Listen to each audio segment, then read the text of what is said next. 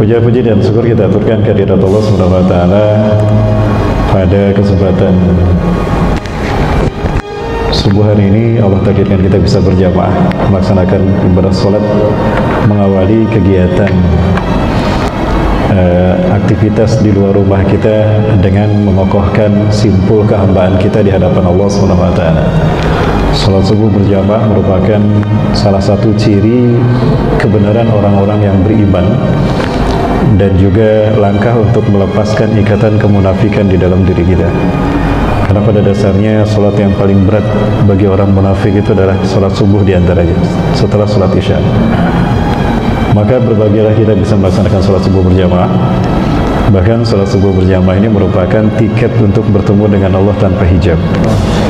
Suatu malam Rasulullah SAW pada masa-masa Ayyamul Bid, pertengahan bulan 14, 13, 14, 15, Rasulullah SAW melihat bulan purnama begitu indah.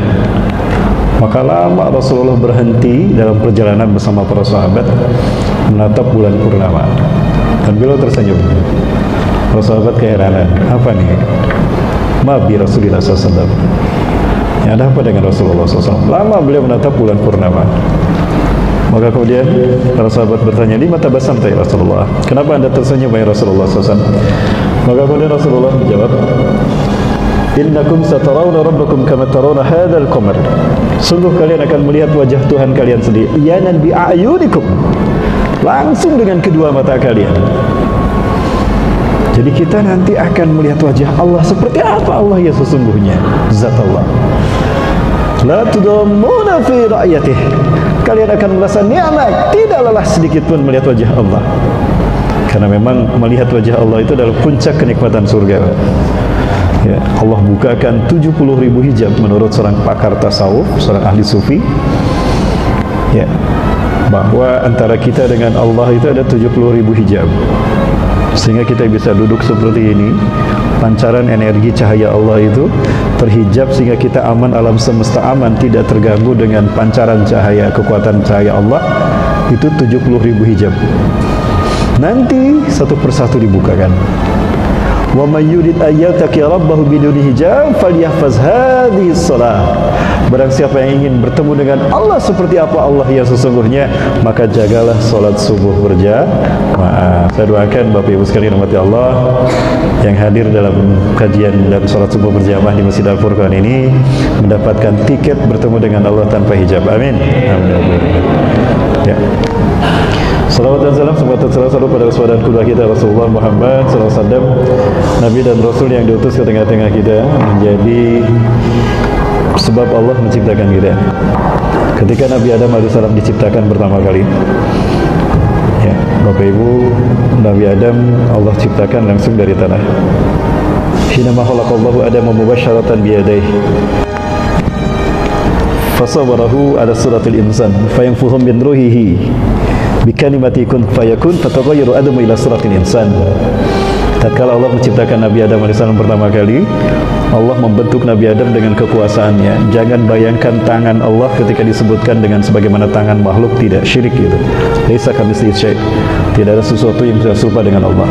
Termasuk ketika Allah bersemayam di atas arsy itu jangan dibayangkan seperti saya duduk seperti ini. Karena akan ada dimensi ruang dan ada dimensi waktu. Bagaimana mungkin Allah ada dalam dimensi ruang dan dimensi waktu, sementara ruang dan waktu Allah yang menciptakan. Ya, jangan pernah menyentuh ranah itu. Kita terbatas untuk memahami itu. Nalar kita sangat lemah sekali. Maka akan celaka manusia jika menyentuh ranah itu. Ya, belakangan ini beredar pemahaman tasawuf yang makin membuat umat Islam ini bingung dengan agama ini. Terutama di Pekanbaru ini dan Riau. Ada tokohnya ya. Baik, Bapak Ibu yang dimaksud Allah Ta'ala. Faqala Allah Azza wa Jalla, maka Allah Azza wa Jalla berfirman, kun fayakun, hiduplah engkau Adam, maka Nabi Adam pun hidup dengan kalimat Allah. Ya, jantung mulai berdetak. Ya, dari bentuk tanah berubah menjadi manusia. Jantung berdetak, darah terpompa dari bilik jantung masuk ke kardiovaskuler, ke arteri, ke nadi. Maka semua sel saraf di lapisan subkutis, lapisan ketiga kulit kita, setelah epidermis, dermis, maka darah mengalir ke seluruh, menyentuh semua sel saraf kita. Maka terjadilah metabolisme tubuh. Sistem fisika, sistem kimia tubuh terjadi. masuk ke paru-paru maka berespirasi paru-paru. Ketika paru-paru berespirasi maka oksigen masuk ke dalam hidung, masuk ke paru-paru, ya, maka terjadilah respon kehidupan. Nabi Adam bersin. Bersinnya orang Melayu bagaimana Pak? Orang Riau bagaimana Pak? Hasim sama dengan Bandung ya, sama dengan di Bandung berarti. Ketika Nabi Adam bersin, kalimat pertama kali yang keluar adalah Alhamdulillahirabbil alamin. Ucapan itu yang keluar pertama kali. Maka keraguan malaikat yang sempat mengatakan qalu atajalu fiha may yufsidu fiha wa yasfiku dima, hancur menyaksikan dahsyatnya Nabi Adam mengucapkan hamdalah.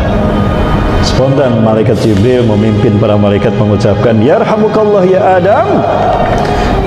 Nabi Adam menjawab yahdikumullah wa yuslihu balakum. Lalu Nabi Adam mengangkat kepalanya, maka tampaklah arsy Allah yang sangat indah luar biasa, ditopang oleh pilar-pilar yang sangat megah. Di antara pilar-pilar itu tertulis kalimat La ilaha illallah Muhammadur Rasulullah. Dua kalimat syahadat ini sudah Allah simpan, sudah Allah bentangkan di pilar-pilar yang menyangga arsy-Nya jauh sebelum langit dan bumi Allah ciptakan. Maka jika ada pertanyaan, siapakah manusia yang pertama Allah ciptakan? Jawabannya siapa ya Bunda? Bukan Nabi Adam, Rasulullah SAW. Banyak yang menganggap selama ini Nabi Adam manusia yang pertama Allah ciptakan. Bukan. Menurut saya ya Bunda, berdasarkan riwayat ini, silakan buka dalam kitab Qisasul Anbiya wal Mursalin karya Al-Hafiz Imam Al-Kathir rahimahullah, atau di dalam kitab Al-Bidayah wa Nihayah, atau dalam kitab Atlas Tarikh Al-Anbiya wal Mursalin karya Syekh Syam'i bin Abdullah Al-Magluz rahimahullah radhiyallahu anhu hafizahullah. Nah, menurut saya berdasarkan satu riwayat ini saja, Rasulullah adalah yang pertama kali diciptakan. Jauh sebelum langit dan bumi Allah ciptakan. Nabi Adam bukan yang pertama diciptakan, tapi yang pertama dilahirkan secara fisik. Yang pertama dilahirkan secara fisik. Lalu kalau memang Rasulullah SAW ini adalah Nabi dan Rasul yang terbaik, makhluk Allah yang terbaik, sampai-sampai Nabi Adam ketika itu membaca dua kalimat syahadat ada tertera dalam arsy Allah. Nabi Adam berkata, ya Rabb, qara'tu isman tujadibu inda ismika rubbama huwa min khairi khalqika ya Allah. Ya Allah, aku membaca ada satu nama yang kau sandingkan di samping namamu ya Allah. Pasti dia makhlukmu yang terbaik. Ajal ya Adam, betul Adam. Dia adalah makhlukku yang terbaik. Huwa min khairi khalqi. Laula uhibbuhu ma khalaqtuka ya Adam. Andaikan aku tidak mencintai Muhammad, aku tidak akan menciptakan kalian manusia. Aku tidak akan menciptakan engkau Adam. Jadi jamaah, kalau ada yang bertanya, siapa yang pertama kali Allah ciptakan manusia ini? Jawabannya siapa? Rasulullah sallallahu alaihi wasallam. Shallu ala nabi. Allahumma shalli wa sallim wa barik alaihi. Adapun Nabi Adam adalah yang pertama kali Allah lahirkan secara fisik. Ustaz, kalau memang Rasulullah manusia yang pertama Allah ciptakan, kenapa dilahirkannya di akhir zaman, tidak di awal peradaban manusia? Ayah bunda yang dirahmati Allah, saya meyakini innamal hayah asiratun bainal haqqi wal batil. Hidup kita ini adalah pertarungan antara hak dan batil. Betul? Berbicara pertarungan antara hak dan batil. Pertarungan ini kan ada babak per babaknya. Yang ditunggu-tunggu apakah babak penyisihan, babak semifinal apa babak final? Babak final. Kenapa babak final yang ditunggu-tunggu? Karena babak penentuan, siapa yang menang, siapa yang kalah. Kalau babak final ini babak penentuan siapa yang menang dan siapa yang kalah, kira-kira pemain di babak final, pemain cadangan apa pemain yang terbaik? Pemain yang terbaik. Rasulullah SAW makhluk Allah yang terbaik, yang diturunkannya, dilahirkannya di akhir zaman, bukan di awal peradaban manusia.